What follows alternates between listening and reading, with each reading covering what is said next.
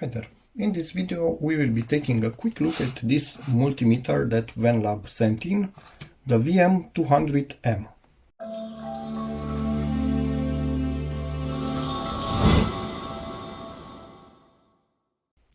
First of all, I must say I really dig the color scheme and the packaging itself.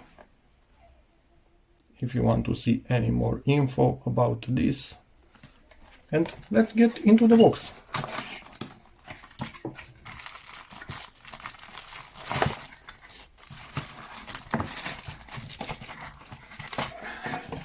Okay, we have the batteries in here, fairly decent weight, so they are not cheapo batteries. Yes, they are not a brand name, but you can tell a lot from battery weight, and if they have a decent weight behind them, they are decent.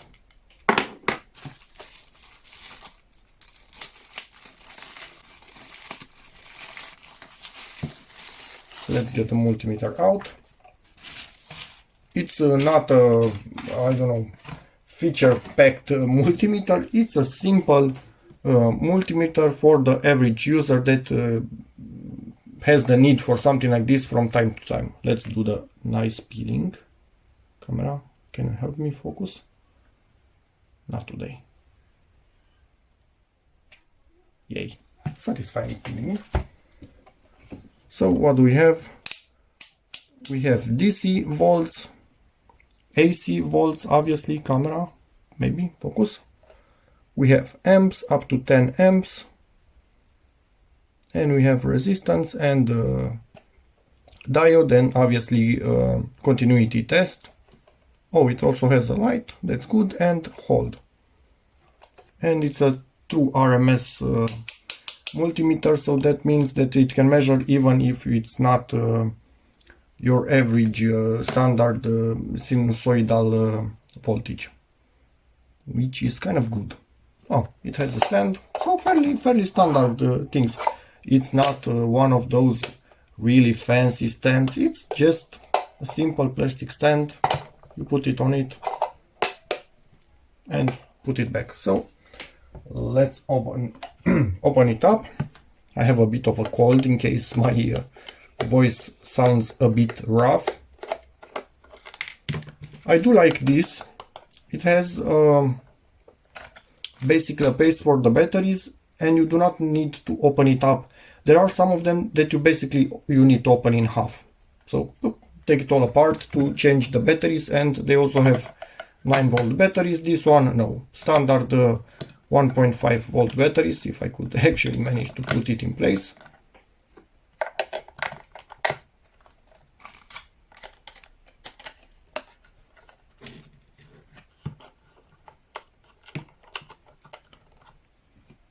Okay, just put back the screw in here, and we should be done with it. So in theory, now it's on. Let's go to continuity mode. Ooh, nice backlight on it. Let's turn off the light. In reality, I see it much better. My camera isn't really able to properly focus on it. It's hunting for focus. This is how I see it. So back with the light. Okay, shut off the light. There's no need to use too much of it. Of the battery, obviously, it will drain the battery. It's kind of normal.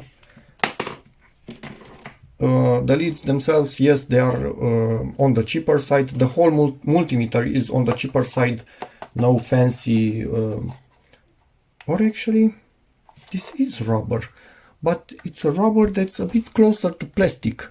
So it's not a really soft rubber, and in the hand initially I thought it's a plastic, but if I insist, camera maybe help with focus, you can see it is a rubber. So it is encased in rubber in case you drop it, but it's not the really flexible type. Let's see, and volts, and let's see.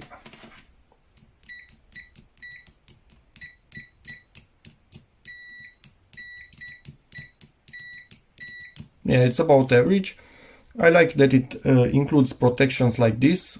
When you are measuring something, you have a smaller chance of shorting as opposed to this, but you always have the option. Yeah, it's good. The leads are not some really soft flexible silicone. They are kind of standard multimeter leads on the cheaper side. They do have here a place for you to grab them. Let's measure something. I think I will check some resistors and give it a bell. Getting ready to measure something, but as you can see, let's check quickly the manual. I think it has 5 languages in total. If the last one is actually... Nope, doesn't seem to have English. Nope, no English in it. Yep, so 29, what is page 29? Yeah, it's only this, the 3-year warranty. Okay. I'm not sure what to show you. I'm going to go maybe with Italian because it's closest to Romanian and it's easier for me to read. So let's see.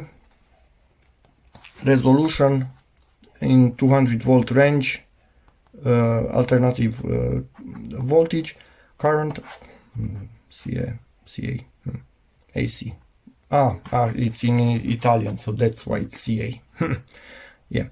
Anyway, 0.1 volts, that's the resolution of the display, and the accuracy is basically 1.2% plus 10. Not really sure what this plus 10 means. That I'm not sure about. In here, for DC, I think this is the accuracy. Okay. This is the fuse inside of it. Yep, makes sense. And it seems it's showing us... I think when it's discharged, it's actually showing us this. Can work between 0 and 40 degrees. Yes, that's okay.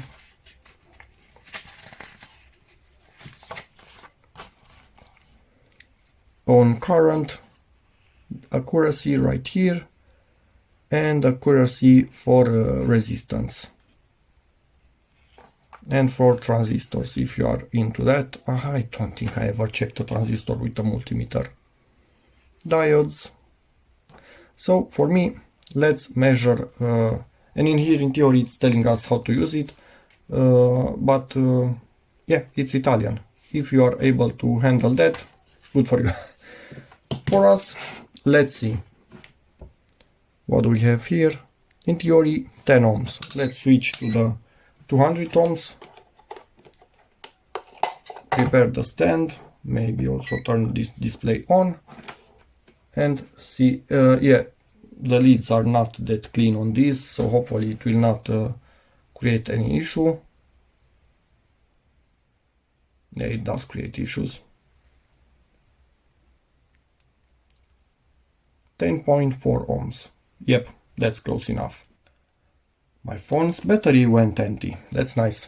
And found out this has a timer for the light, which is good because if you forget it on, it will not kill your battery completely. So our measurement in here, it's quite okay, considering that 10.4 is what it's measuring, 10.3. These are not new components. And the leads are not that great. In theory, 47 ohms, but this was damaged and I rebuilt it, so who knows. 48. Yeah, close enough. Let's see about this. Let's go to 2K.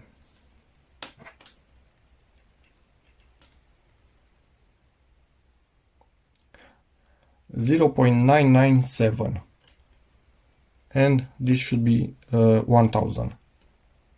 So, what is my phone doing? Critical battery, but I'm plugged in. Really? And I'm back. So this was measured, okay, 47 kilo ohms. Well, we need to go to 200 kilo, and now we can measure it. If I could actually somehow put my fingers in here. That's close enough. That's close enough.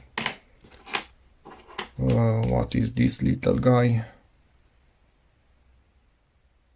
113? 113 watt. This is gonna be interesting. So yep, we must go in the 200 range. Nope, it's a 3 point something ohm. So maybe R3 or 3R. You see, this is even with writing on this, I misinterpret it because I'm not used to this type of text on it. So yeah, no point on measuring all of them because I think they start repeating. It's doing good. Let's try and measure some batteries, for example. Let's see if this battery is any good anymore. I took it out when I disassembled some old electronics and kept it just in case it's ever handy. I'm going to try and not touch it, just with the probes. Oh, we must go to something, to 20 volts DC. Yep, this is a 3 volt battery. This is still good. Yes, I'm in the wrong polarity. So these things have negative on the back and positive on the front. Yep, this battery is still good. So let's put it in there and will be used someday in the future, probably. Let's see another one of the same size. They are actually bigger than BIOS batteries, so I basically don't remember where I got them from, but hey, I seem to have them. Still good. So this is another good one. And this is a standard BIOS battery, 2032. Let's see if this one is any good anymore.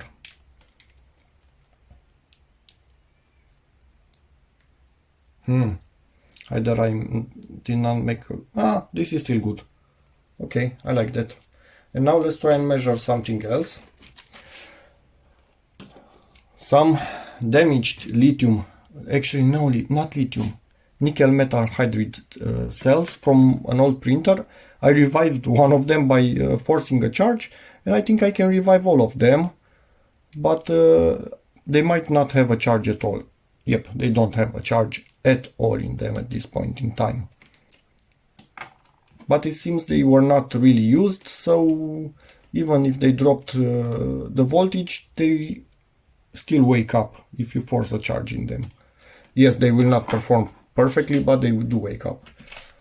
What else? Let's measure this. I think this should be a 1.5 volt. Can I get it out of here? And it's out. Let's see. Positive on the outside. Yep, 1.5. So this is exactly what I expected from it to be. It's a value multimeter. That's the best way of putting it for the average user that uses a multimeter just from time to time in random situations.